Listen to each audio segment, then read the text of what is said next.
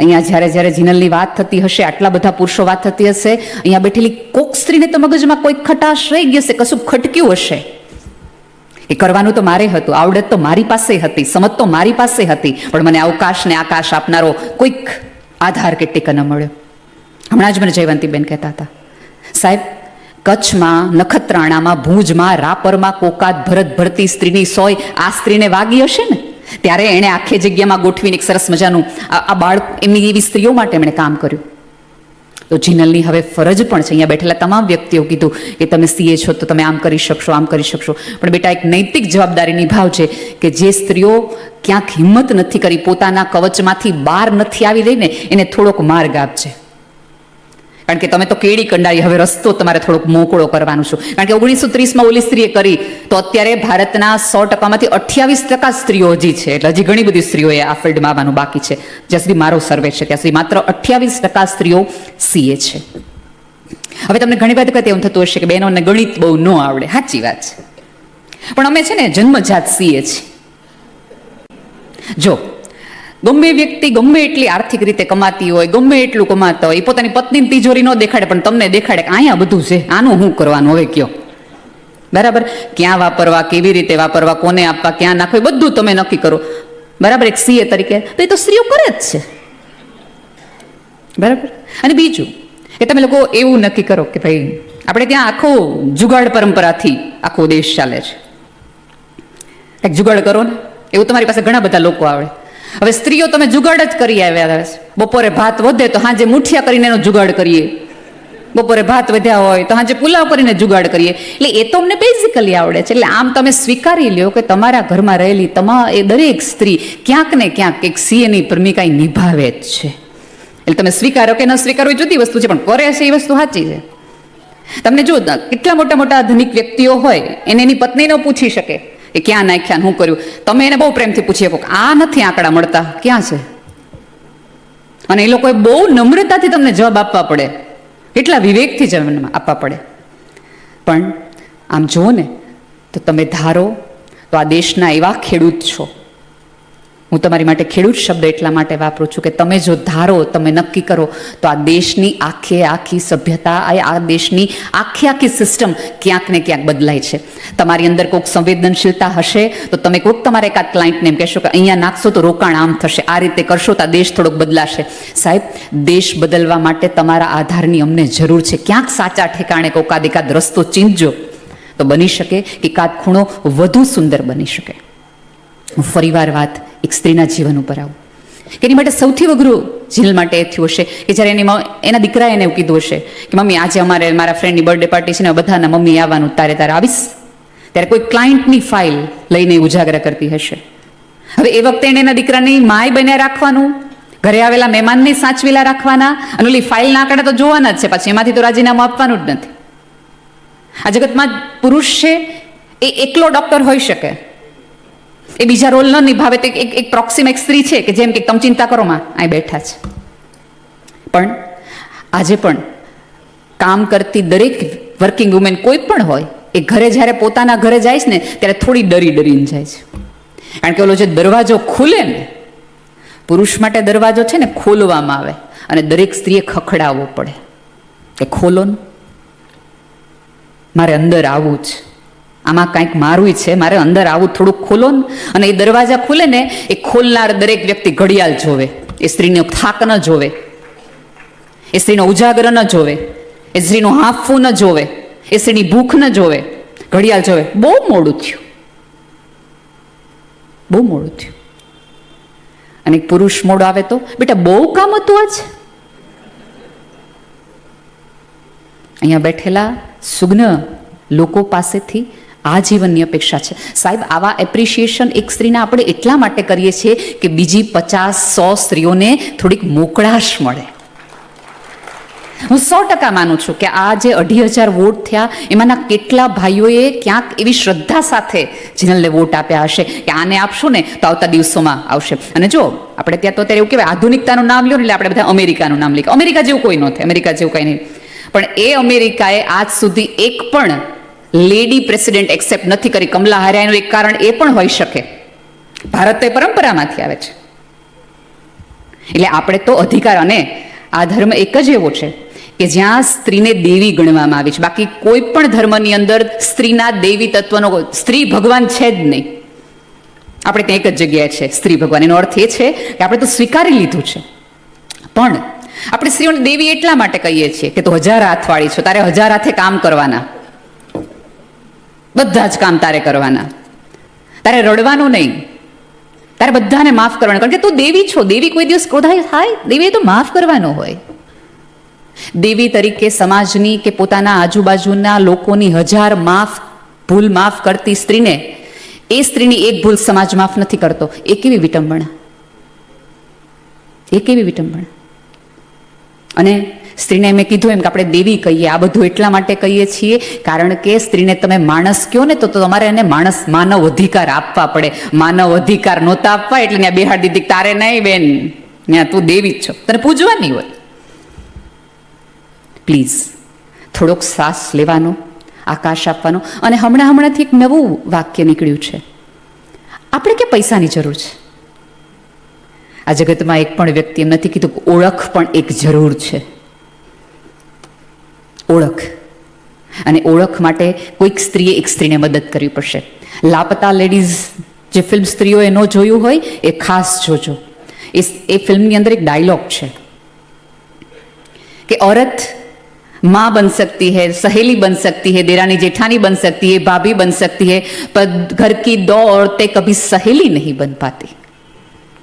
સાહેબ, આ સાસુઓ મિત્ર થયા ને એટલા માટે આજે તમે અને હું આ દિવસ જીનલનો જોઈ શક્યા. એના સાસુએ ક્યાંક એમ કીધું છે ને, તું જા હું સંભાળ લઈશ. અને ક્યાંક જીનલે એમ કીધું છે કે આજે મારા સાહેબને ફોન કરી દઈશ, તમે જઈ આવો. આ ઉભય પક્ષે થાય ને તો, એક વ્યક્તિ જતું કરે તો સંસાર ન ચાલે.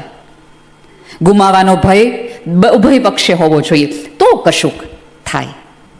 એટલે જ્યારે તમારા ઘરની કોઈક સ્ત્રી કૂચલું તોડીને બહાર આવવાની કરતી હોય તો થોડીક વધુ એને ફ્રીડમ આપજો. અને બીજું મારે અંગત રીતે કહેવું છે, થોડીક ટકોર કરીને કહેવું છે કે પુરુષો પાસે પૈસા આવ્યા, સત્તા આવી, સંપત્તિ આવી, સમૃદ્ધિ આવી, પણ તોય જગતના એક પણ પુરુષે એવું ન કીધું કે મારે સ્ત્રીની જરૂર નથી. પણ અત્યારે ક્યાંક ફરીવાર બોલું છું કે અત્યારે ક્યાંક થોડું કમાતી સ્ત્રી એવું કહેવા માંડી છે કે મારે ક્યાં તારી જરૂર છે. એક પુરુષે ક્યારેય આવું ન કીધું અત્યાર સુધીમાં. સ્ત્રીને તો નવી પાંખ આવી, એણે આવું કહેવાનું શરૂ કર્યું. પણ જ્યારે એકાદ સ્ત્રી આવું કશું કહે છે ત્યારે જગતની કેટલી સ્ત્રીઓ માટે દરવાજા બંધ થઈ જાય છે કે આને ભણાવાય નહીં, આને કામ ન કરાવાય, આને આકાશ ન અપાય, જો આપશું ને તો આની જેવી ભાષા બોલશે. એટલે જ્યારે સ્ત્રી સફળ થાય છે ત્યારે એની પૂરેપૂરી જવાબદારી હોય છે કે એના પાછળની એક પણ સ્ત્રીનો દરવાજો બંધ ન થાય એવું અને એટલું સંસ્કારી રીતે એણે જીવવું પડશે. એણે ઘર અને પરિવાર, સંસ્કાર અને સભ્યતા, સંપ અને સહકાર બંનેની પાંખોની સાથે ક્યાંક ને ક્યાંક આ આખી વાત રજૂ કરવી પડશે. મને ખબર છે 8 વાગે મારે વાક્તવ્ય પૂરું કરવાનું છે. કાંઈ વાંધો નહીં, પ્લીઝ પધારો. પૂજ્યને મારે ખાસ પ્રણામ કે મારી માટે સરસ, જેમનું નામ જેવું છે, મંગલ રીતે વાત કરી મારી માટે. અને મેં કીધું એમ કે સ્ત્રીઓ માટે એપ્રિશિએશન સૌથી વધુ જરૂરી છે. અને એપ્રિશિએશન માટે કેવું હોય કે એમાં અમારી સાડીના વખાણથી લઈ અમારી મમ્મીના દાળ સુધી તમારે વખાણ કરવાના, એકલા નહીં. દાળ મારા મમ્મીની જ સારી, અથાણા મારા કાકીના જ સારા, તમારા મમ્મીમાં થોડી તકલીફ છે, એ અમારી અંગત સમજ છે, એવું ચાલ્યા રાખ્યું છે, પણ ચાલે.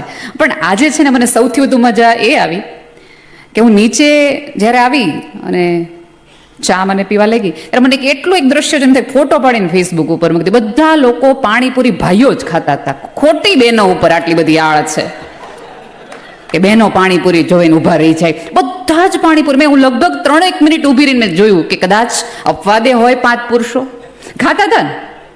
બોલો, હવે જે લોકો ગામના રૂપિયા ગણતા હોય કેવી ગણીને પાણીપુરી ખાધી હશે, સાચું. આ બહુ સારું દ્રશ્ય હતું કે હવે દેશ આ રીતે બદલાયું છે કે જે પાણીપુરી એટલે સ્ત્રીઓની, પાણીપુરી એટલે કોઈ પણ.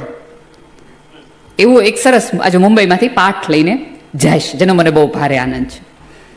ફરીવાર વાત હું સ્ત્રીના સંઘર્ષ વિશે કહું, કારણ કે આપણે ત્યાં એવું છે કે વર્કિંગ વુમેનની કારકિર્દીમાં ભૂલ ન જ પડવી જોઈએ, પણ વર્કિંગ વુમેનનું જે સ્ટોર રૂમ છે એના મગમાંય પણ ધનેડા ન પડવા જોઈએ. કારણ કે એના મગમાં ધનેડા પડે તો આપણે બધા એમ કે ઘરે રહેતી હોય તો ખબર પડે ને. બાકી ધનેડા તો બંને જગ્યાએ પડતા હોય. એવું તો કાંઈ છે નહીં કે ધનેડા અમારે ઓળખાણ હોય તમારે ન હોય, બધે પડે. પણ કામ કરતી સ્ત્રીના ઘરમાં જો ધનેડા પડે તો આ વાત ભાઈ ઓછા માર્ક બંને લોકોને આવે. જો ઘરે રહેતી સ્ત્રી છે એ ખરેખર બહુ મોટું સાહસ અને બહુ મોટું કામ કરે છે. પણ ઘર અને બહાર બંને સંભાળતી સ્ત્રીને પણ પેરેલલ તમારે સંભાળવી પડશે. હવે બેમાં બંનેના છોકરાના માર્ક ઓછા આવે, પણ નોકરી કરતી માના જો છોકરાના માર્ક ઓછા આવે તો તરત આપણે એક લેબલ આપી દઈએ. નોકરી કરતી સ્ત્રીનું ઘર થોડું અવ્યવસ્થિત હોય, કારણ કે તમને એવું લાગે છે આ જગતની કોઈ પણ સ્ત્રી હોય એ પોતાને એનો બોસ એવું કહે કે આપણે 3 દિવસ માટે ફલાણી મીટિંગ માટે પેરિસ જવાનું છે, કેનેડા જવાનું છે, અમેરિકા જવાનું છે. એટલે જેવું સાહેબ કહે ને એટલે પહેલું વહેલું એને ઘરનું ફ્રીજ દેખાય. 3 દિવસના શાકભાજીની વ્યવસ્થા કરીને જવું પડશે. અને ભારતમાં અત્યારે મજાનું એવું છે કે સ્ત્રીઓએ ચંદ્ર પર જવાનું, મંગળ પર જવાનું, બધે જવાનું, પણ 3 દિના થેપલા શાક કરીને જવાનું. આટલું કરીને જાવ, આ એને કરવું પડે. બે ખભા ઉપર પેરેલલ જ્યારે એક સ્ત્રી તમારું ઘર, તમારો પરિવાર અને તમારું બહારનું અસ્તિત્વ પણ સંભાળતી હોય ત્યારે એ સ્ત્રીને થોડોક ટેકો ને એકાદ કપ ચા કરી દેવાથી તમે થોડા પુણ્યનું જ કામ કરો છો એવું માની લેજો. જરૂર છે એની થોડીક ઓળખની, કારણ કે આ જગતના, અને હું તો બહુ અંગત રીતે માનું છું કે આ કોરોના છે ને એ અમારી બહેનોની હાઈના કારણે જ આવ્યું છે. કારણ કે જગતના તમામ પુરુષો અત્યાર સુધી અમને પૂછ્યા રાખ્યું તો કરો શું આખો દી ઘરમાં. એટલે ઉપરવાળે કીધું કે 21 દિવસ પૂરી રાખો અને બેસીને જોઈ લ્યો કે અમે શું કરીએ છીએ ઘરમાં. અમારા પીડાના કારણે જ આવ્યું હતું. મૂક્યું ઉપરવાળો અમારું સાંભળે તો ખરો ને કોક દી, ના સાંભળે. પણ સાથે સાથે એક વાત હું એ પણ કરી દઉં કે તમે વર્કિંગ વુમેન છો, સફળ છો, જગતમાં તમે જાઓ ત્યારે તમારા નામના ડંકા વાગે છે, 50 વ્યક્તિઓ તમને ઓળખે છે. એનો અર્થ એ નથી કે ઘરમાં રહેતી ગૃહસ્થ કોઈ પણ સ્ત્રીને તમે એમ પૂછો કે તમને ઘરમાં કેમ ગમે.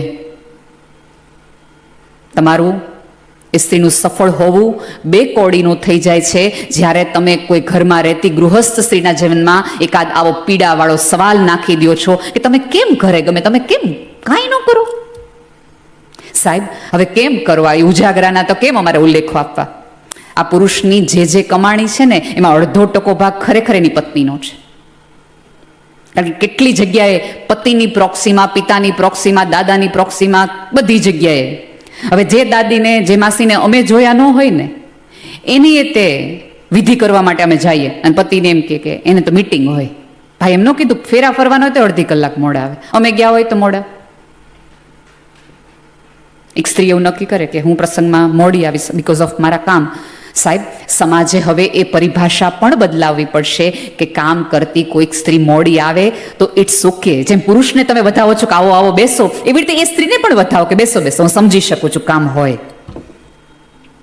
અને અમે સ્ત્રીઓ છે ને, અમને 1000 વાતવાળા એટલા માટે કહેવામાં આવ્યો છે કે રસોઈથી લઈ, ઘરથી લઈ, સવારે અમે તમારા ઘરના રસોઈવાળા બેન હોઈએ, બપોર પછી બપોર થાય તમારા દીકરાને કાઉન્સેલર હોઈએ, તમારી કંપનીની તમે જે, અને અહીંયા તો છેડા કેટલા છે, મને એમ થાય કે જેના કોઈ છેડા જ નથી એટલા છેડા અહીંયા છે. જેને મળવું એ મને છેડા જ લખાવે છે, કેટલા બધા છેડા છે. હવે એ આખી સરનેમનો ભાર પણ એને ઉપાડવાનો, એટલે છેડા નામની કંપનીની સીઓ પણ રાખવાની. પછી બપોરે 3:30-4 થાય એટલે એક તમારા સરસ મજાના ધાર્મિક મમ્મીની એક દાય દમરી દીકરાની વહુ પણ બની જવાનું. પછી સાંજે 7 વાગે તમારા મિત્રોની સાથે ઇંગ્લિશ બોલી શકે ને સ્ટાઇલિશ લાગી શકે એવી પત્ની પણ બનવાનું. અને રાત્રે પાછા ઓલા હાલરડા સંભળાવાના. એક રોલ આટલા બધા સ્ત્રી કરે છે ત્યારે એકાદ પુરુષ થોડોક આગળ આવે છે. પણ એક છે કે પુરુષ આગળ આવવાના એના પોતાના કારણો છે. એનું સૌથી વધુ મોટું કારણ હંમેશા એ લાગ્યું છે, અંગત રીતે મારી સમજ છે, કે પુરુષો હંમેશા આગળ ક્યારેક એટલા માટે હોતા હોય છે કે પુરુષને પોતાનાથી કોઈ ફરિયાદ જ નથી. અમને સ્ત્રીઓને અમારાથી બહુ ફરિયાદ છે. કોઈ પુરુષને ટાલ પડવાથી ડિપ્રેશન આવ્યું એવું તમે સાંભળ્યું છે?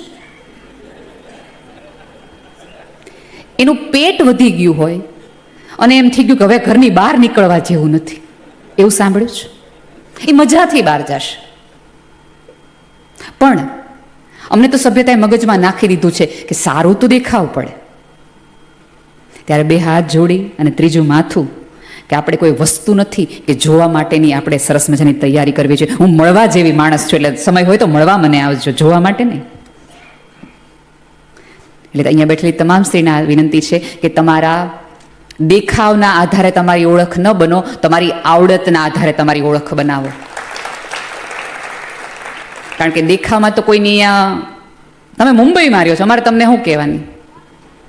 દર 3 કિનારે તમે એકાદ ઐશ્વર્યા એકાદ દીપિકાને જોવો છો, અમે સ્ક્રીન ઉપર જોઈએ, તમે તો સામે જ જોવો જ ને.